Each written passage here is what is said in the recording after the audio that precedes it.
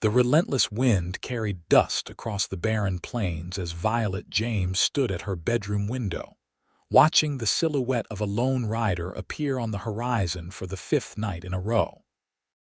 Her heart quickened despite her determination to remain indifferent to the mysterious cowboy who had taken to fixing her broken fence in the growing darkness.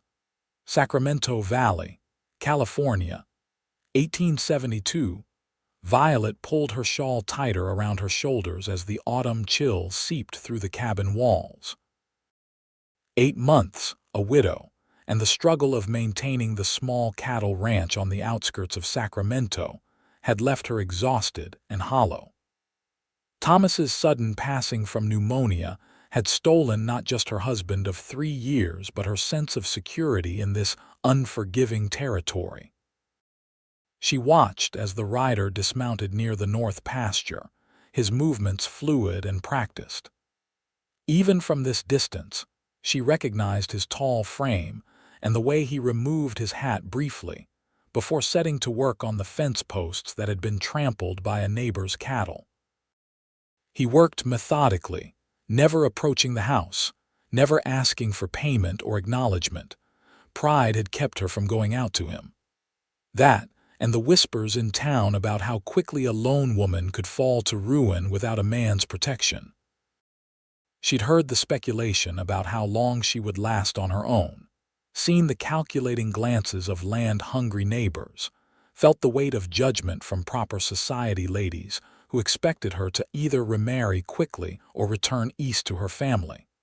But Violet had nowhere to go back to. This hardscrabble patch of earth was all she had left. A sharp crack from outside drew her attention back to the window. The cowboy had split a new fence post and was driving it deep into the ground. His strength was evident even in the fading light. She recognized him from town, Isaiah Zimmerman, who worked at the Harris Ranch about 5 miles to the west. She'd seen him occasionally at the general store, polite but distant, his eyes never lingering too long on anyone. Violet moved away from the window, settling into the rocking chair by the fireplace. The small cabin felt cavernous in its emptiness. Thomas's boots still sat by the door, his hat hung on a peg relic she couldn't bring herself to move. The sound of hammering continued outside, a rhythm that had become strangely comforting over these past nights. She hadn't thanked him yet, hadn't even acknowledged his presence. But each morning she would walk the perimeter of her property to find another section repaired, another broken thing mended. And each evening, she would watch from her window as he returned. Violet rose with new determination. She stepped to the stove where a pot of stew had been simmering and ladled a generous portion into a bowl. After cutting a thick slice of fresh bread, she placed both on a tray along with a cup of coffee. Her hands trembled as she opened the door and stepped onto the porch. The hammering stopped immediately. In the deepening twilight, she could see him straighten, his figure silhouetted against the darkening sky. "You've been working on my fence for 5 nights now, Mr. Zimmerman," she called out, her voice stronger than she felt. "The least I can offer is a hot meal."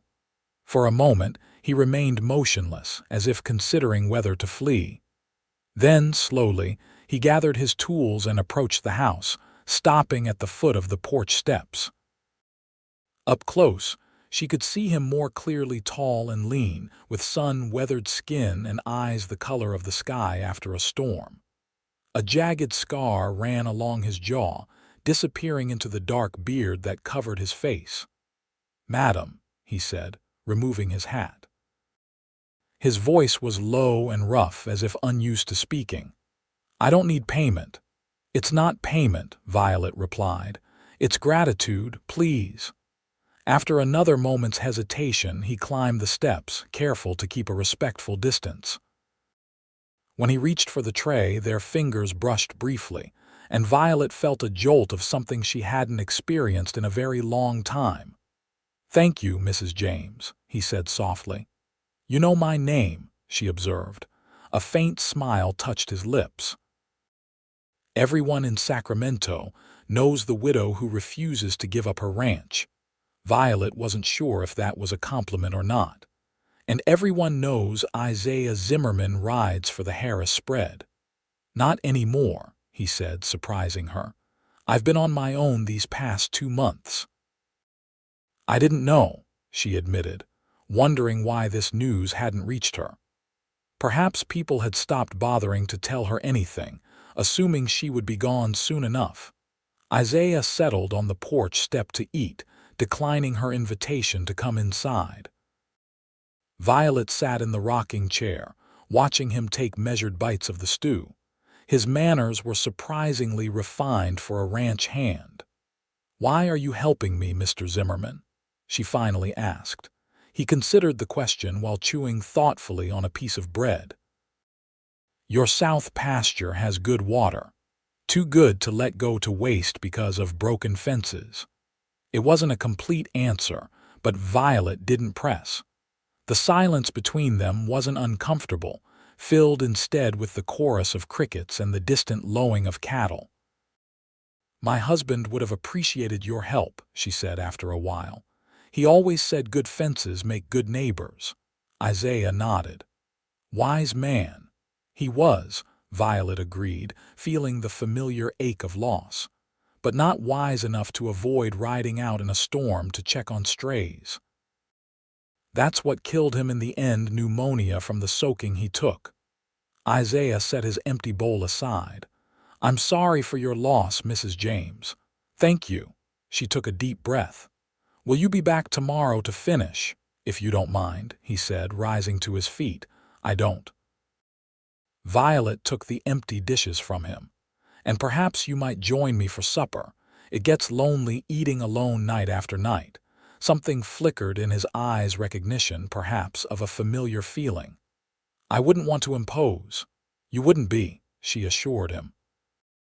"Consider it an even trade for your work."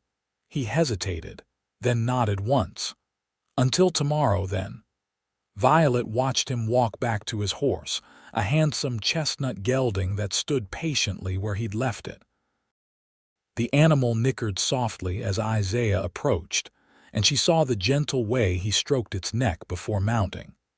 With a slight touch of his hat brim in her direction, he rode off into the darkness.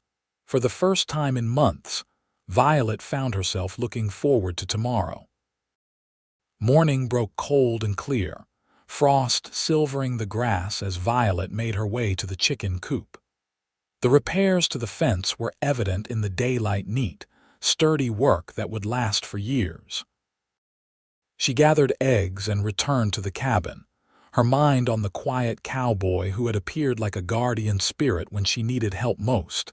In town that day, she felt eyes following her as she made her purchases at the general store. Mrs. Peterson, the storekeeper's wife, was unusually chatty. "We heard you've had some help out at your place," she said, measuring coffee beans into a paper bag. "Isaiah Zimmerman's been riding out there, they say." Violet kept her expression neutral. "Mr. Zimmerman has kindly repaired some damaged fencing." Mrs. Peterson's eyebrows rose. "Is that all?" "A man like that helping a widow. People talk, you understand." "Let them," Violet replied crisply. "There's nothing improper about a neighbor helping another neighbor." "Of course not," Mrs. Peterson agreed, though her tone suggested otherwise. "It's just that." "Well, you might not know much about Mr. Zimmerman. He's only been in these parts a few years, came from somewhere back east, keeps to himself mostly." "As do I," Violet pointed out. "Yes, but you were married to Thomas. Everyone knew Thomas. His family's been in Sacramento since '49. Mrs. Peterson leaned closer. "Zimmerman now, he's got a past. They say he fought for the Union, came west after the war. Some say he was running from something." "We're all running from something, Mrs. Peterson," Violet said, gathering her purchases. "Thank you for the coffee." Outside, Violet secured her goods in the wagon and was about to climb up when a voice called her name. She turned to see Sheriff Mills approaching, his silver badge glinting in the sunlight. "Mrs. James," he greeted her, tipping his hat. "How are things out at your place?" "Well enough, Sheriff, thank you." "Good, good." He rocked back on his heels. "Heard you've had Isaiah Zimmerman helping you out," Violet sighed. "News travels fast. Small town," Mills shrugged. "Just wanted to make sure everything's all right. Why wouldn't it be?" The sheriff scratched his graying beard. "Zimmerman's a good man from what I can tell, but he's had his share of trouble. Got into a bad fight at the saloon when he first came to town. Almost killed a man." "I find that hard to believe," Violet said, though the memory of the scar on Isaiah's jaw gave her pause. "Self-defense, according to witnesses," Mills continued. "The other fellow pulled a knife. Still, Zimmerman's got a darkness in him. Seen it in plenty of men who came back from the war." "He's been nothing but respectful and helpful to me," Violet said firmly. Mills nodded. "Just looking out for you, Violet. Thomas was a friend." "I appreciate that," she said, softening slightly, "but I'm capable of managing my own affairs." "Never doubted it," Mills smiled. "You need anything, you know where to find me." As Violet drove home, her thoughts turned to Isaiah Zimmerman and what little she knew of him.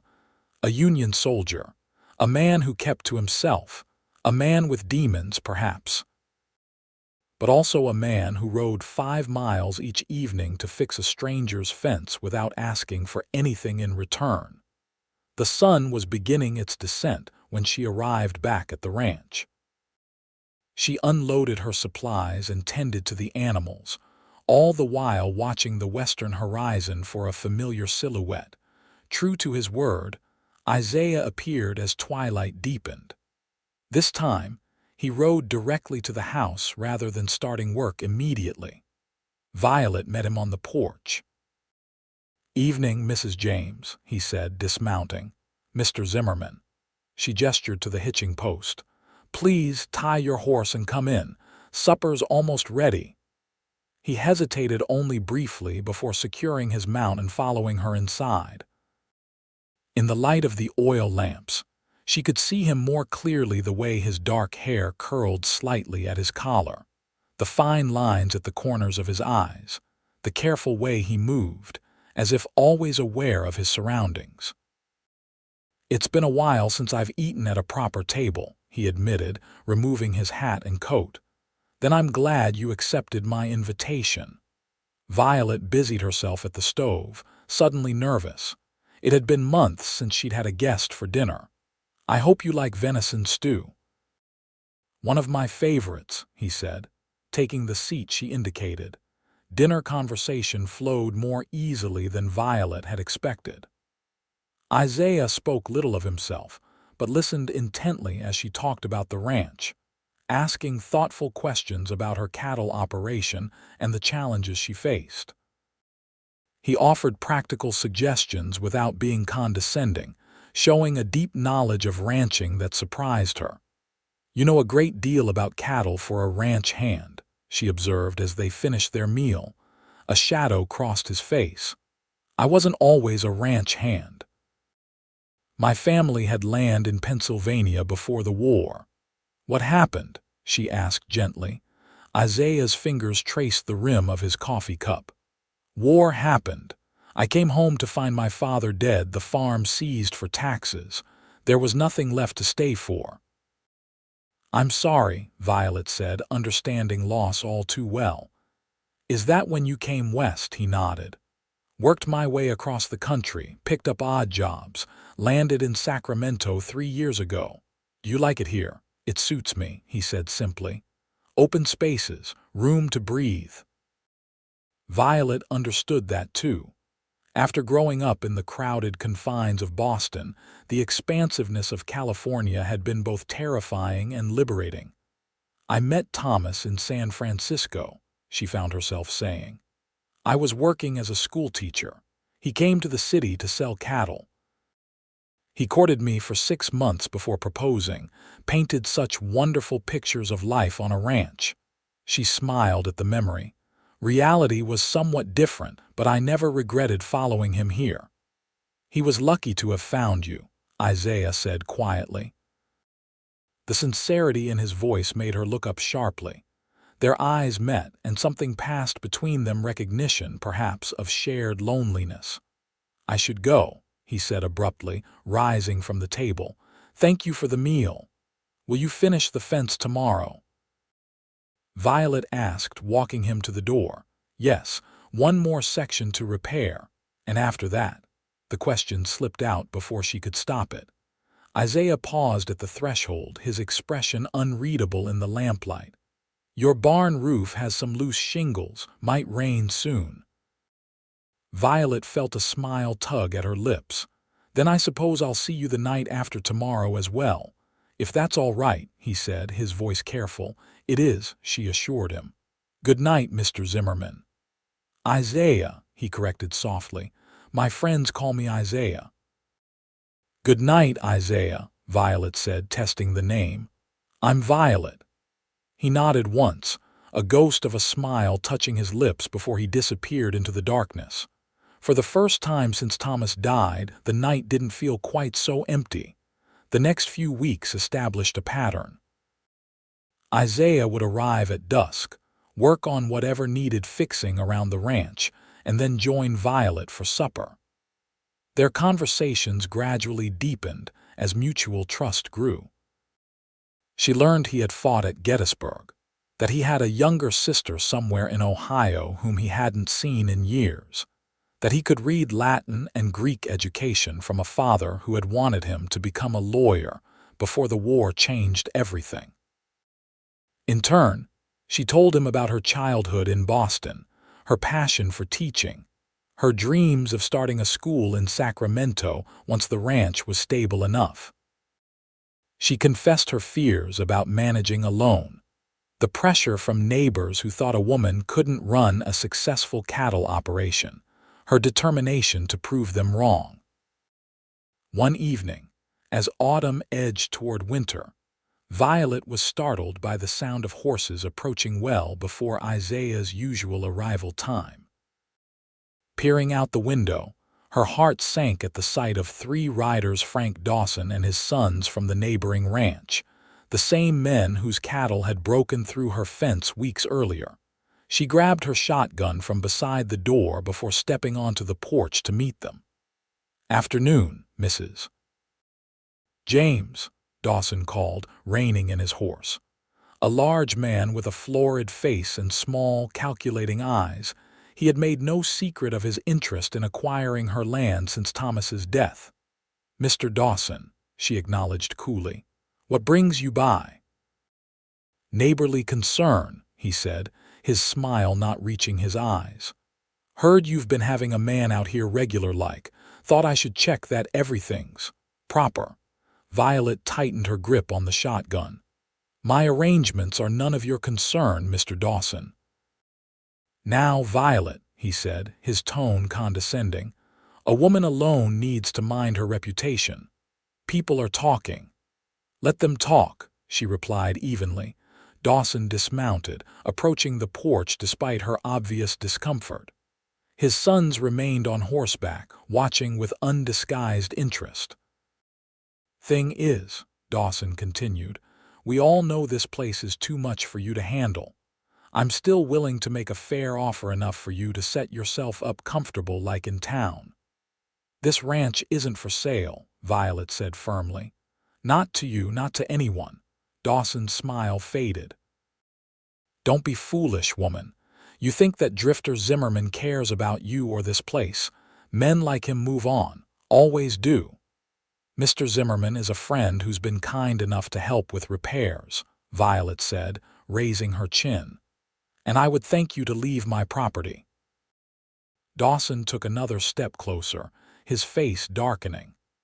"Thomas would be mighty disappointed to see you throwing away everything he built by being stubborn. And for what? The attentions of a man with blood on his hands." Before Violet could respond, the sound of approaching hoofbeats made them all turn. Isaiah rode into the yard, his expression hardening as he took in the scene. He dismounted fluidly, his movements calm but purposeful as he walked toward them. "Everything all right here, Violet?" he asked, his eyes never leaving Dawson.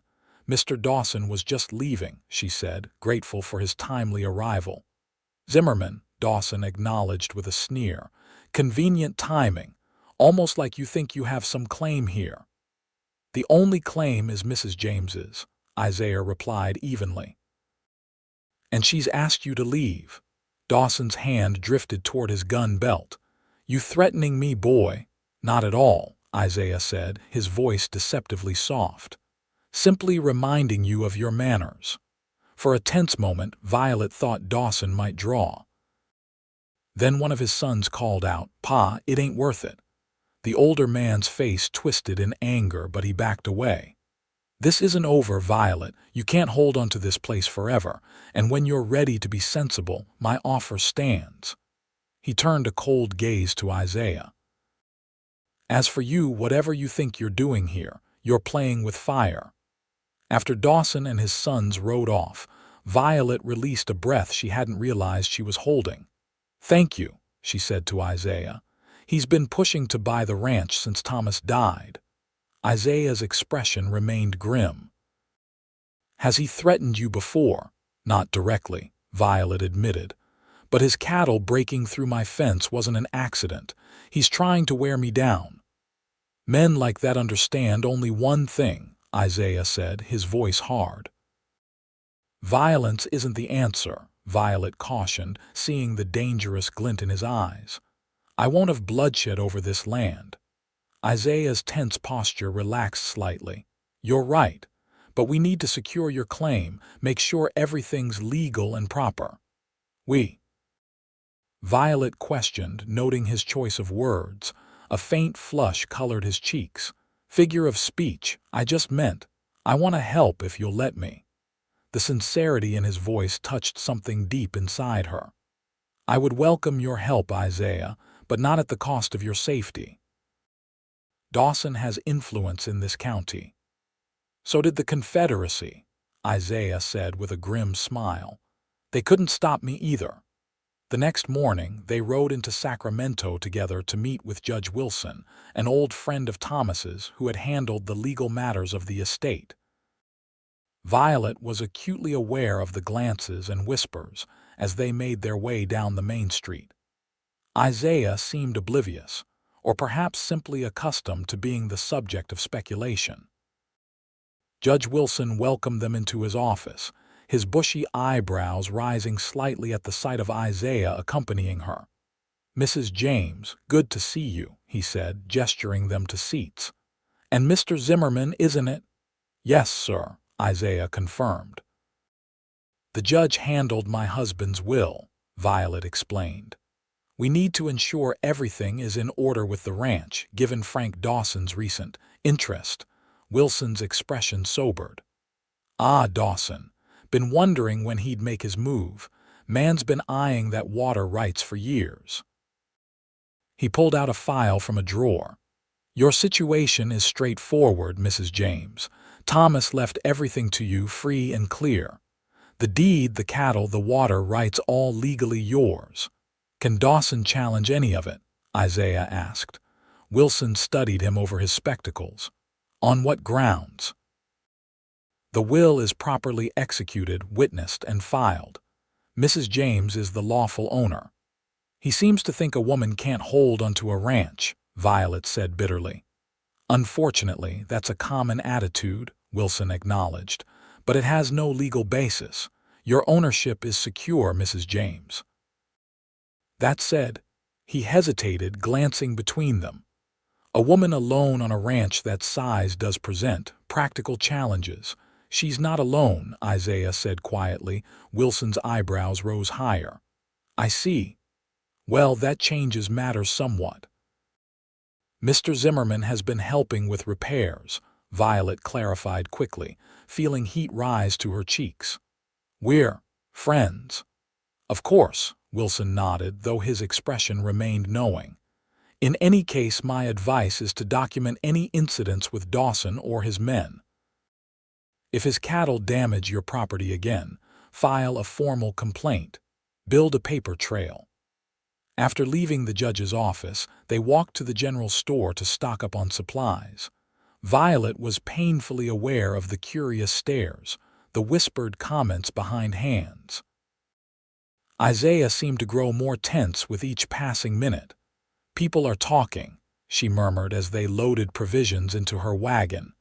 "Let them," he replied, unconsciously echoing her own words to Mrs. Peterson weeks earlier. "Unless their talk bothers you." The question hung between them, laden with meaning. Violet considered carefully before answering. "No," she said finally. "It doesn't bother me what people think, but I worry about your reputation." Isaiah laughed, a rare sound that transformed his serious face. "My reputation was lost long before I met you, Violet." As they drove back to the ranch, a comfortable silence settled between them. The landscape rolled by, golden hills dotted with oak trees, the distant Sierra Nevada mountains etched against the blue sky. This land had captured Violet's heart from the moment she first saw it, and losing it would be like losing a part of herself. "Thank you," she said suddenly, "for everything you've done." Isaiah kept his eyes on the road. "Haven't done much." "You've done more than anyone else was willing to do," Violet contradicted him. "And I need to know why, the truth this time, not some excuse about good water in the south pasture." He was quiet for so long that she thought he might not answer. When he finally spoke, his voice was low. "I saw you in town at the Mercantile. It was about a month after your husband died. Some woman was saying how you'd never last on that ranch, that you'd be gone by winter. And you just stood there, straight-backed, chin up, even though I could see you were barely holding together." He glanced at her briefly. "Reminded me of myself after the war, everyone expecting me to break, waiting for it, almost." "And did you break?" Violet asked softly. "Almost," he admitted. "Came close a few times, but then I'd find something to fix, something to build." "Work kept the darkness at bay." "Is that why you started fixing my fence? To keep your own darkness at bay?" Isaiah considered this. "Maybe at first, but then it was about seeing the light come back into your eyes," he said simply. The words hung in the air between them, honest and unadorned. Violet's heart hammered in her chest as she recognized the truth in them and in her own feelings. "Isaiah," she began, but he shook his head. "You don't need to say anything," he assured her. "I'm not expecting anything from you, Violet. I just wanted you to know." They arrived back at the ranch as the sun began its descent. After unloading the supplies, Isaiah went to check on a loose board in the barn, giving Violet space to collect her thoughts. She prepared dinner mechanically, her mind replaying their conversation. Isaiah's honesty had touched her deeply, breaking through the protective shell she'd built around her heart since Thomas's death. The realization that she was beginning to care for him, perhaps already cared for him more than she wanted to admit, was both exhilarating and terrifying. When he came in for dinner, they ate in companionable silence, neither quite ready to acknowledge the shift in their relationship. As Isaiah rose to leave afterward, Violet walked him to the door as usual. "Will I see you tomorrow?" she asked, her voice steadier than she felt. "You want to," he countered, studying her face in the lamplight. Violet took a deep breath. "Yes," she said simply. "I do." Something in his expression softened. He reached out slowly, giving her time to pull away, and gently tucked a strand of hair behind her ear. His fingers lingered on her cheek, warm and calloused. "Then I'll be here," he promised. After he left, Violet stood on the porch long after his figure had disappeared into the darkness, her heart lighter than it had been in months. The weeks passed, and Isaiah became a fixture at the ranch. He moved his few belongings from the room he'd been renting in town, and took up residence in the small cabin that had once housed Thomas's ranch hands. Together, they settled into a rhythm of work and companionship that felt both new and somehow familiar. With Isaiah's help, Violet was able to make improvements to the ranch that she couldn't have managed alone. They repaired the barn, reinforced fencing, and prepared the cattle for the coming winter. In the evenings, they would sit by the fire, sometimes talking late into the night, sometimes simply enjoying the comfort of not being alone. As Christmas approached, the weather turned colder. Snow was rare in the Sacramento Valley, but a crisp frost covered the ground most mornings, glittering in the winter sunlight. Violet found herself looking forward to the holiday for the first time since Thomas's death. One evening, as they sat by the fire after dinner, Isaiah cleared his throat nervously. "I was thinking," he began, "about Christmas." Violet looked up from her mending. "What about it?" "Well, I thought maybe we could. That is, if you'd like." He ran a hand through his hair, a gesture she'd come to recognize as a sign of discomfort. "Would you consider going to the Christmas social in town?" "With me?" The invitation surprised her. Isaiah typically avoided town gatherings, preferring the solitude of the ranch. "Are you sure?" She asked carefully. "People will talk even more than they already do." "Let them," he said with a small smile, "unless you'd rather not be seen with me publicly." "No, it's not that," Violet assured him quickly.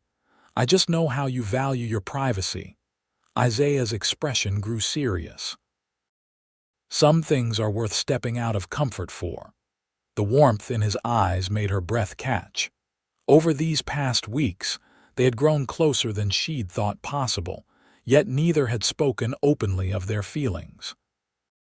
There had been moments, a lingering touch, a gaze held too long that suggested more than friendship, but an invisible line remained uncrossed. "Then yes," she said, setting aside her mending. "I'd like to go to the social with you." On Christmas Eve, Violet found herself nervously preparing for the town social. She pulled out her best dress, a deep green wool with subtle lace trim, that she hadn't worn since before Thomas's death. As she arranged her hair, pinning it up in a style more elaborate than her usual practical bun, she caught her reflection in the mirror and barely recognized herself. Color had returned to her cheeks. The haunted look that had lingered in her eyes for months had faded. She looked alive again. When Isaiah knocked at the door, she opened it to find him similarly transformed. He'd trimmed his beard and slicked back his hair, and he wore a clean black suit that highlighted his broad shoulders. For a moment, they simply stared at each other. "You look beautiful," he finally said, his voice rough with emotion. "As do you," she replied, then laughed softly. "Handsome, I mean. You look very handsome." The ride to town was filled with a nervous energy. As they approached the church where the social was being held, Violet could see it was already filled with most of the county's residents. Lanterns hung from the trees outside, and the sounds of music and laughter spilled from the open doors. Isaiah helped her down from the wagon, offering his arm as they walked toward the entrance.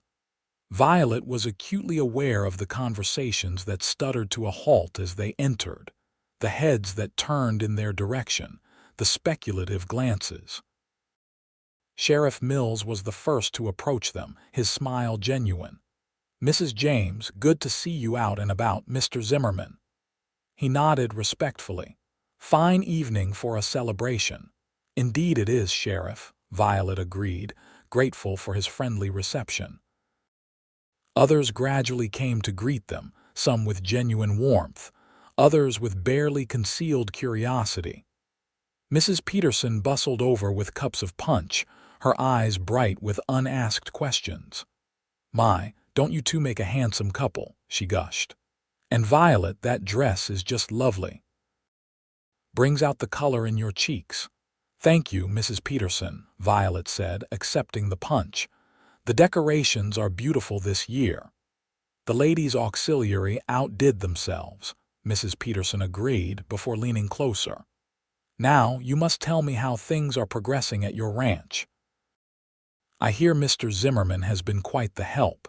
Before Violet could respond, Isaiah smoothly interjected, "Mrs. James has done the real work. I've just handled a few repairs." His quiet support warmed Violet more than the punch. As the evening progressed, she found herself relaxing, even enjoying the festivities. Isaiah remained close by her side, his solid presence a comfort amidst the curious stares and whispered comments. When the music started for dancing, Isaiah hesitated, then turned to her. "Would you care to dance, Violet?" The question hung between them, weighted with meaning. To dance together publicly would be a clear statement about their relationship, whatever that relationship might be. "I would," she said, setting aside her empty cup. He led her to the center of the room where other couples were already moving to the lively fiddle music. Isaiah's hand settled at her waist, firm but respectful, as he guided her through the steps. He danced better than she would have expected, his movements graceful despite his size. "You're full of surprises," she said as they circled each other. "Where did a ranch hand learn to dance like this?" A smile touched his lips. "My mother's insistence. Said no son of hers would stumble around a dance floor like a newborn colt." The image made Violet laugh, drawing more curious glances. "She taught you well. She'd have liked you," Isaiah said softly, his expression growing wistful. "Strong-minded women always got along with her." As the dance ended, Violet became aware of Frank Dawson watching them from across the room, his expression dark. When the next song began, a slower waltz, Isaiah pulled her slightly closer, his eyes never leaving hers. "Still want to dance?" he asked, giving her the chance to withdraw. In answer, Violet stepped into his arms. They moved together as if they'd been dancing for years, her skirts brushing against his legs, his hand warm and steady at her back. The room seemed to fade around them as they turned in slow circles, lost in each other's gaze. "People are watching," Violet murmured, though she found she didn't care. "Let them," Isaiah replied, his voice low. "I only see you." The simple honesty of his words made her heart swell. In that moment, surrounded by the community that had watched her struggle through widowhood, Violet realized she had found something she hadn't been looking for: a second chance at happiness. When the music ended, Isaiah reluctantly released her, though his eyes conveyed what his words did not. They moved to the edge of the room where Judge Wilson approached them with a smile. "Mrs. James, Mr. Zimmerman," he greeted them. "Wonderful to see you both enjoying the festivities." "It's a lovely evening," Violet agreed. "Indeed." Wilson's eyes twinkled knowingly. "Might I have a word with Mr. Zimmerman?" "Man talk, you understand." Though curious, Violet nodded and moved to speak with the schoolteacher while the men stepped aside. She watched from the corner of her eye as they engaged in what appeared to be a serious conversation, Wilson doing most of the talking while Isaiah listened intently. When they rejoined her a few minutes later, Isaiah seemed thoughtful but offered no explanation. The rest of the evening passed pleasantly, with more dancing, carols singing, and the exchange of small gifts among neighbors. Despite Dawson's glowering presence, the night remained unmarred by unpleasantness. As they drove home under a canopy of stars, Violet found herself reluctant for the evening to end. The ranch came into view, the cabin dark and waiting. "I had a wonderful time," she said as Isaiah helped her down from the wagon. "Thank you for suggesting it." "Thank you for coming with me," he replied, his hands lingering on her waist. In the moonlight, his features were softened, the scar along his jaw a silver line against his skin. Violet found herself reaching up to trace that scar gently with her fingertips. Isaiah went very still, his eyes darkening as he watched her. "How did you get this?" she asked softly. "Shiloh," he answered, his voice rough. "Confederate soldier with a bayonet. I was lucky it could have been my throat." Her fingers continued their gentle exploration, moving to the corner of his mouth where the scar ended. War leaves many kinds of scars, doesn't it? Yes, he agreed, his gaze never leaving hers. But some wounds can heal given time and care. The double meaning in his words hung between them. Slowly, giving her every chance to pull away, Isaiah bent his head toward hers. Violet's heart thundered in her chest as his lips met hers in a kiss that was gentle yet filled with restrained passion. When they broke apart, both breathing unsteadily, Isaiah rested his forehead against hers. "I've wanted to do that for a very long time," he confessed. "Why didn't you?" Violet asked, her hands still resting on his chest, feeling the strong beat of his heart. "Wasn't sure you were ready," he said simply. "Still not sure I'm worthy." "That's for me to decide," she told him firmly, rising on tiptoes to press another quick kiss to his lips. "And I've decided you are." A smile transformed his face, making him look younger, unburdened. "Merry Christmas, Violet." "Merry Christmas, Isaiah," she whispered back, feeling as though a new chapter of her life was beginning, right there under the winter stars. The new year brought changes to the ranch and to their relationship. Isaiah officially became Violet's partner in the cattle operation, putting his experience and strength to work alongside her knowledge of the business. Together, they began to make the ranch not just survive, but thrive. Winter rains brought new growth to the pastures. The cattle grew fat on the rich grass, and the spring calving season promised to increase their herd substantially.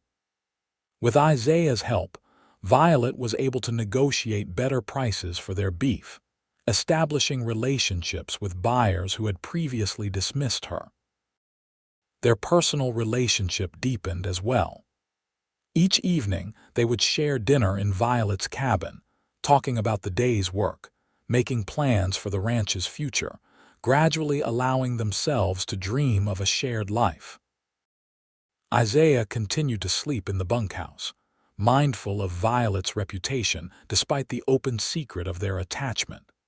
One warm evening in early March, as they sat on the porch watching the sunset paint the sky in brilliant oranges and pinks, Isaiah seemed unusually quiet and thoughtful.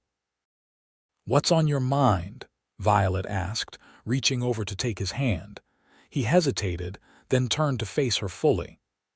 "I've been thinking about what Judge Wilson said to me at the Christmas social." "Oh," Violet had wondered about that conversation but hadn't pressed for details. Isaiah nodded, his expression serious. "He suggested that our arrangement, while practical, might be causing unnecessary talk. Said that if my intentions toward you were honorable, I should make them official." Violet's heart skipped. "And are they? Honorable, I mean." "You know they are," he said softly. "I love you, Violet, have for months now." Though she had known it in her heart, hearing the words spoken aloud made tears spring to her eyes. "I love you too." Isaiah squeezed her hand, then reached into his pocket and withdrew a small box. "I rode into Sacramento yesterday. Had some business at the bank." "Is that why you were gone all day?" Violet asked, her voice barely above a whisper as he opened the box to reveal a simple gold band set with a small diamond. "Partly," he admitted. "Mostly I was trying to find the right ring." "And the courage to ask you to be my wife." Violet's vision blurred with tears. "Are you asking me now?" Isaiah slid from his chair to kneel before her, still holding her hand. "Violet James, I came to this valley a broken man, running from ghosts and memories. You gave me purpose again. A reason to build rather than just survive." His voice roughened with emotion. "I know it hasn't been that long since you lost Thomas. If you need more time, I understand. But I want you to know that I'm here and I'll wait as long as it takes." Violet touched his face gently. "I don't need more time, Isaiah. Thomas will always have a place in my heart, but loving him doesn't mean I can't love you too. Different men, different loves." "Then will you marry me?" he asked simply. "Yes," she replied without hesitation. "Yes, I will."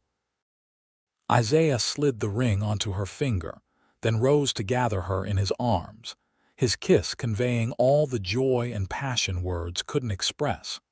Frank Dawson's reaction to news of their engagement was swift and vindictive.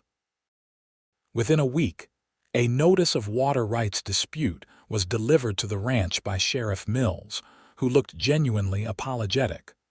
"Dawson's claiming his property line includes part of your creek," Mills explained.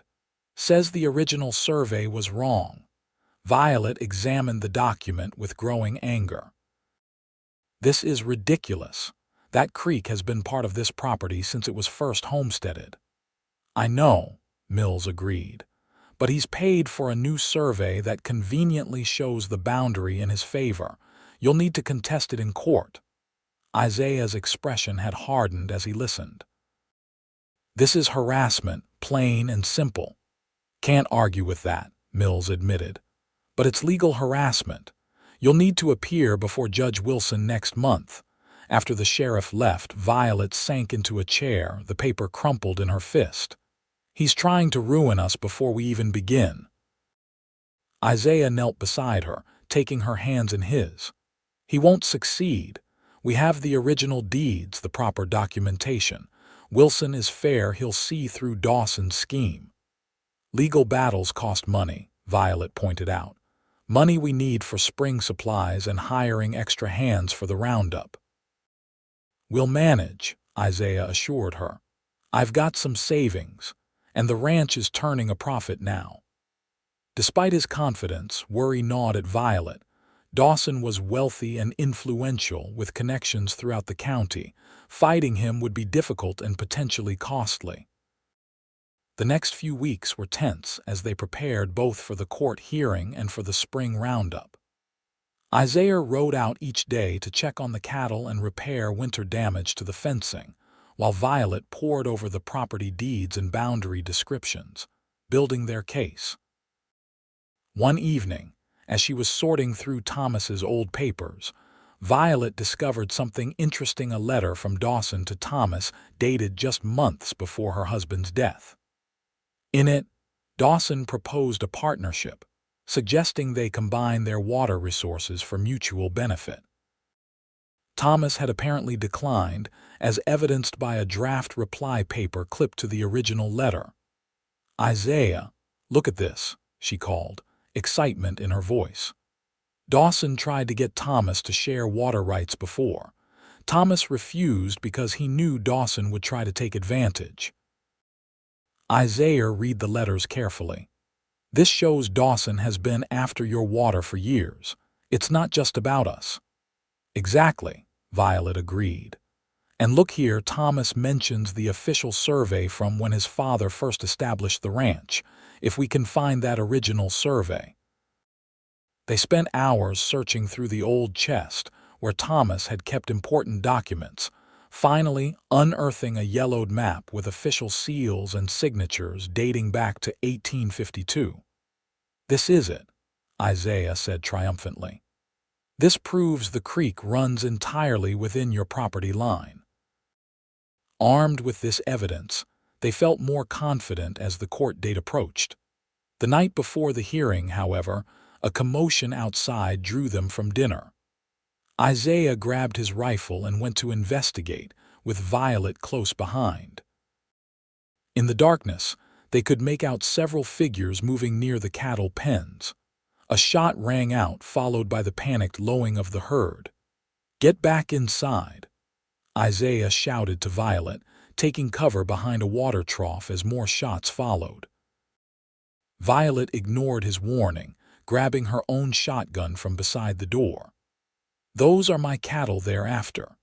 In the chaos that followed, Violet and Isaiah managed to drive off the rustlers, but not before they'd opened the gates, allowing nearly half the herd to scatter into the night. One of the attackers had been injured. They found a trail of blood leading away from the ranch, but no body. "Dawson," Isaiah said grimly as they surveyed the damage. "Has to be." "We can't prove it," Violet pointed out, her face pale in the lantern light. And now we've lost a significant portion of our spring calves. We'll find them, Isaiah promised, though they both knew rounding up scattered cattle in the dark would be nearly impossible. Many would likely be claimed by other ranchers, including Dawson, before they could be recovered. The attack cast a shadow over their court appearance the next day. Judge Wilson listened carefully to both sides, examined the evidence, and ultimately ruled in Violet's favor regarding the water rights. It was a victory, but a hollow one given the loss of so many cattle. As they left the courthouse, Dawson approached them, his smile smug despite his legal defeat. "Shame about your cattle, Mrs. James. Wild country out there, all sorts of dangers for strays." "Are you admitting to something, Dawson?" Isaiah asked coldly. "Just expressing neighborly concern," Dawson replied. "Cattle business is risky, especially for those who aren't equipped to handle it." "Is that a threat?" Violet demanded. Dawson shrugged. "Just an observation. There's still time to reconsider my offer for your land. Might be the wise choice considering recent events." "The land isn't for sale," Violet said firmly. "Not now, not ever." "We'll see," Dawson said, tipping his hat mockingly before walking away. The ride back to the ranch was silent, both lost in their own thoughts. The reality of their situation was stark. They'd won the legal battle, but suffered a significant financial blow with the loss of the cattle. The spring roundup would bring in less than half the expected income, making it difficult to meet their obligations. "We could postpone the wedding," Violet suggested as they neared home. "Use the money we've set aside for that to hire men to search for the missing cattle."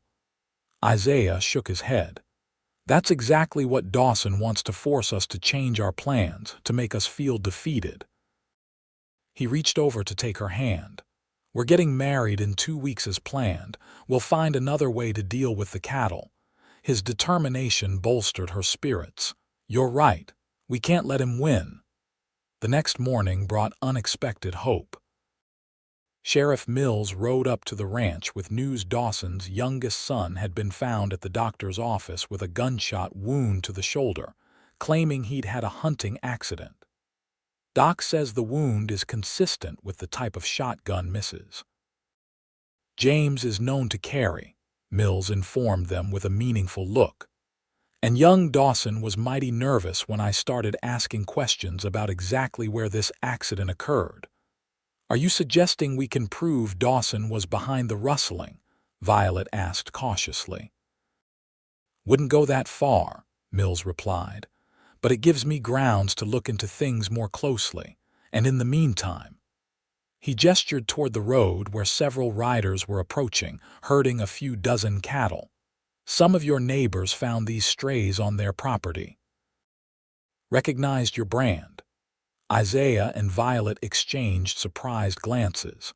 The neighboring ranchers had never been particularly friendly, often siding with Dawson in community matters. As the riders drew closer, Violet recognized Mrs. Peterson's husband among them. "Morning, Mrs. James, Mr. Zimmerman," he called. "Found these wanderers on our north pasture. Figured they'd be missing their home." "Thank you," Violet said, genuinely moved. "This is incredibly kind." Peterson dismounted, looking somewhat embarrassed. "Well, truth is, most of us are getting tired of Dawson throwing his weight around. Man thinks he owns the whole valley." He glanced at Isaiah. "And some of us remember what it's like to come back from war to nothing. Seems only right to help folks who are working hard and dealing fair." Throughout the day, more neighbors arrived with small groups of recovered cattle. By evening, they had regained nearly 3/4 of what had been lost. It was a clear message to Dawson and to Violet and Isaiah about where the community's sympathies truly lay. 2 weeks later, on a perfect spring morning, Violet stood in her bedroom, putting the finishing touches on her wedding attire. She'd chosen a simple gown of ivory silk, adorned with lace that had once belonged to her mother. Her hair was arranged in an elegant knot, with a few soft curls framing her face. A knock at the door revealed Mrs. Peterson, who had arrived early to help with preparations. "Oh my," she breathed, taking in Violet's appearance. "You look absolutely radiant, my dear." "Thank you," Violet smiled, smoothing the skirt of her dress nervously. "Is everything ready outside?" "Perfect as can be," Mrs. Peterson assured her. "The men have set up the arch by the big oak just as you wanted. Flowers are arranged. Judge Wilson has arrived. And your groom is pacing like a caged mountain lion, looking handsome enough to make any woman swoon." Violet laughed, her nervousness giving way to anticipation. "Then I suppose I shouldn't keep him waiting." They had chosen to hold the ceremony at the ranch rather than in town, inviting only those neighbors and friends who had shown their support during the difficult times. The day was mild and clear, with wildflowers dotting the meadow beyond the house and birds singing in the trees. As Violet stepped onto the porch, she saw Isaiah waiting beneath the oak tree, dressed in a new black suit, his hair neatly combed, his face freshly shaven except for the trim beard that outlined his strong jaw. Their eyes met across the yard, and everything else seemed to fade away: the guests, the decorations, even the memory of the struggles that had brought them to this moment. Sheriff Mills offered his arm to escort her, a role he had accepted with surprising emotion when Violet asked him. "Thomas would be happy for you," he murmured as they began their walk. "He only ever wanted your happiness." Violet squeezed his arm gratefully, her eyes fixed on Isaiah. When they reached the oak tree, Mills placed her hand in Isaiah's with a nod of approval before stepping back. Judge Wilson smiled at them, both before addressing the gathered guests. "Friends and neighbors, we are gathered here today to witness the union of two people who have demonstrated the very best of what marriage should be: partnership, courage, and unwavering support through difficult times, even before speaking their vows." The ceremony was brief, but heartfelt. When it came time to exchange vows, Isaiah took both of Violet's hands in his. "Violet," he began, his voice steady despite the emotion in his eyes, "when I first came to your fence that evening, I was a man half living, just going through the motions of existence.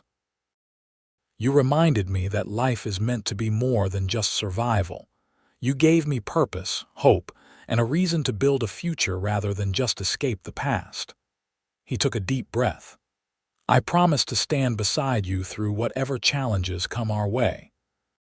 To protect and cherish you, to respect your strength and independence while offering my own, to love you faithfully for all the days of my life." Tears welled in Violet's eyes as she responded. "Isaiah, you came into my life when I thought all joy had left it. You helped me mend not just my fences but my heart.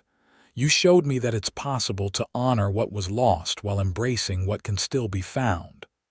Her voice wavered slightly. "I promise to be your partner in all things, to face each day with the courage you've inspired in me, to build our life together with love, respect, and faith in each other, and to cherish you all the days of my life." When Judge Wilson pronounced them husband and wife, Isaiah gathered Violet in his arms for a kiss that drew cheers and applause from their guests.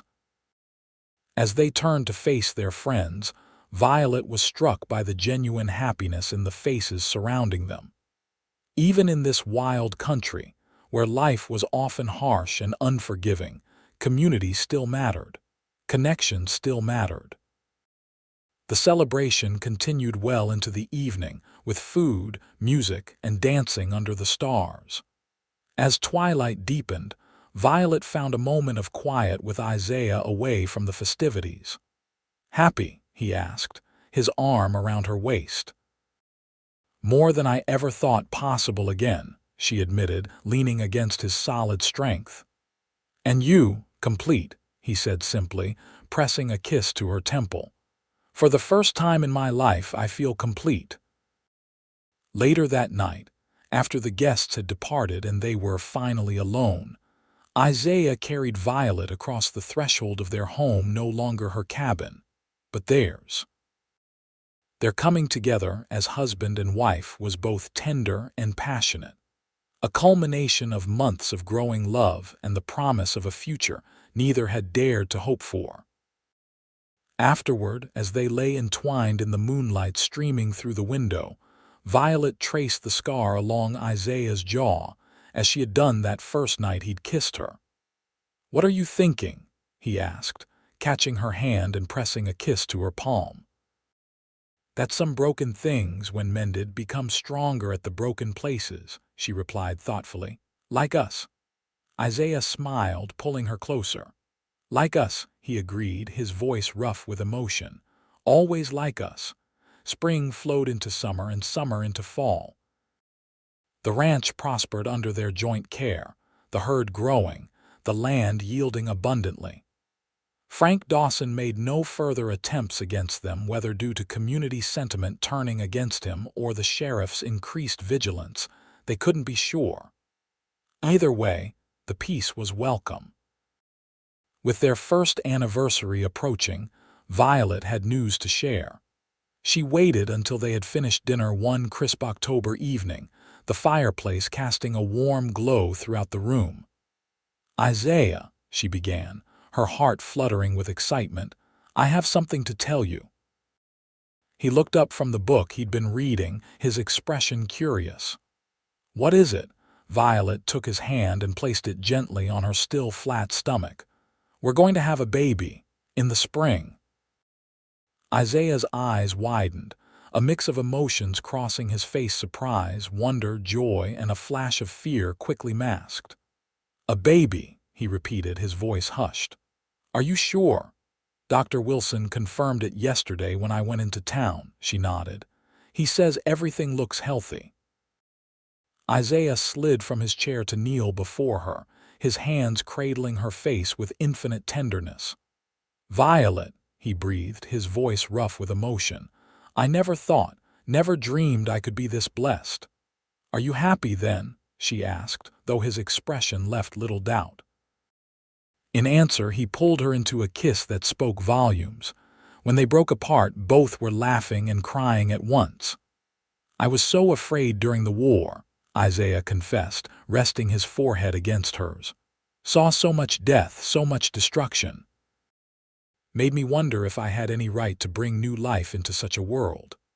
And now," Violet prompted gently, "now I see that life goes on, that love and hope can grow even in the hardest soil." His hand moved to her stomach again, reverent. "Our child will know peace and love, so much love." The winter of 1873 was mild by Sacramento Valley standards, allowing Isaiah to complete several projects around the ranch before spring arrived. He built a cradle from oak harvested on their own land, carving intricate designs of leaves and vines along its sides. With Mrs.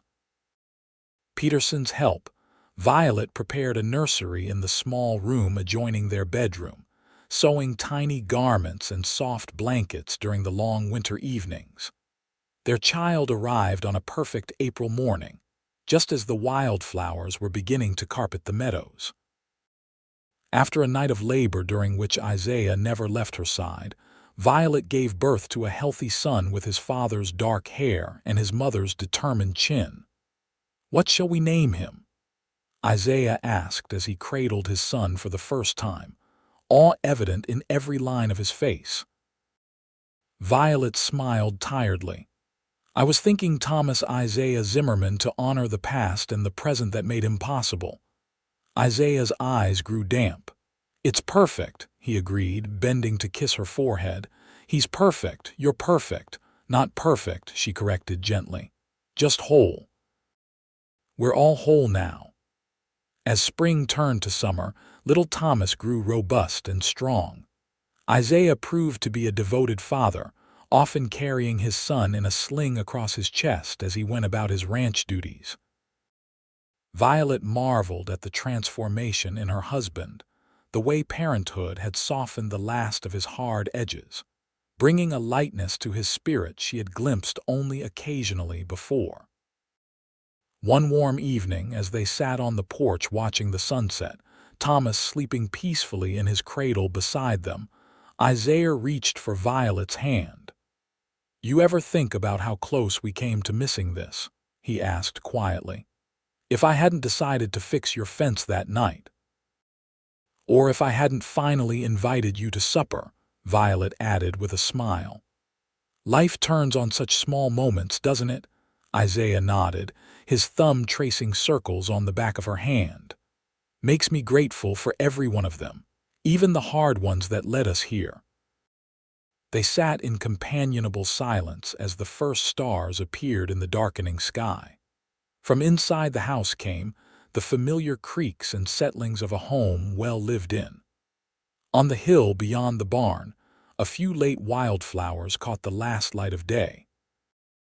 "I love you, Violet Zimmerman," Isaiah said simply. "More than I have words to say." Violet leaned her head against his shoulder, content in a way she once thought impossible. "And I love you, Isaiah Zimmerman, for mending what was broken, for building what is new." Thomas stirred in his cradle, making small, sleepy sounds. Together, they rose to bring their son inside as night fell gently over the ranch that had become, against all odds, the foundation of their shared future, a place where loneliness had no hold, and love had found fertile ground to grow. In the years that followed, the Zimmerman Ranch became known throughout the Sacramento Valley for its prosperity and hospitality. Isaiah and Violet welcomed two more children, a daughter, Elizabeth, born 2 years after Thomas, and another son, James, 3 years later. Their home expanded to accommodate their growing family, with Isaiah adding rooms and a wide wraparound porch where they could watch the sunset together. Violet finally realized her dream of starting a small school, converting the old bunkhouse into a classroom where she taught not only her own children but those of neighboring ranches. Isaiah continued to manage the cattle operation, introducing innovative breeding practices that improved their stock and brought recognition from buyers as far away as San Francisco. Frank Dawson eventually sold his ranch and moved east, defeated not by confrontation but by the quiet success of the neighbors he had tried to intimidate. The Zimmermans purchased part of his former property, expanding their water resources and pasture land. On their 10th anniversary, as they stood under the same oak tree where they had exchanged vows, surrounded by their children and friends who had become family, Isaiah presented Violet with a locket containing miniature portraits of their 3 children. "For the woman who taught me that broken things can be mended," he said, as he fastened it around her neck, "and that what is mended can become more beautiful than what was broken." Violet touched the locket, then reached up to trace the scar along his jaw, a gesture that had become a private communication of love between them over the years. "For the man who rode to a widow's farm each night," she replied softly, "and stayed to build a life neither of us thought possible." As twilight gathered around them, their children played nearby, their laughter carrying on the evening breeze. The ranch stretched out before them, fertile and thriving, a testament to what could be accomplished through partnership, perseverance, and love. They had built this life together, fence post by fence post, day by day, challenge by challenge. What had begun as simple kindness, a lonely cowboy fixing a widow's broken fence, had grown into something neither could have imagined that first evening. A family, a legacy, a love story written across the landscape of the Sacramento Valley. As the stars began to appear overhead, Isaiah drew Violet close, pressing a kiss to her temple. "No regrets?" he asked, a question he still posed occasionally, as if marveling at their good fortune. "Not one," she assured him, leaning into his embrace. "Every fence post, every struggle, every moment led us here. And here is exactly where I want to be." Their lips met in a kiss that held the warmth of a decade's shared joys and sorrows, the comfort of deep understanding, and the enduring passion that had only grown stronger with the passing years. Around them, the ranch settled into evening quiet, the legacy of their love etched into every acre, every structure, every life they had touched. What had once been broken by loneliness had been mended by love stronger at the mended places, more beautiful for having been rebuilt, enduring beyond what either had dared to hope on that fateful evening when a solitary cowboy had decided to fix a stranger's fence.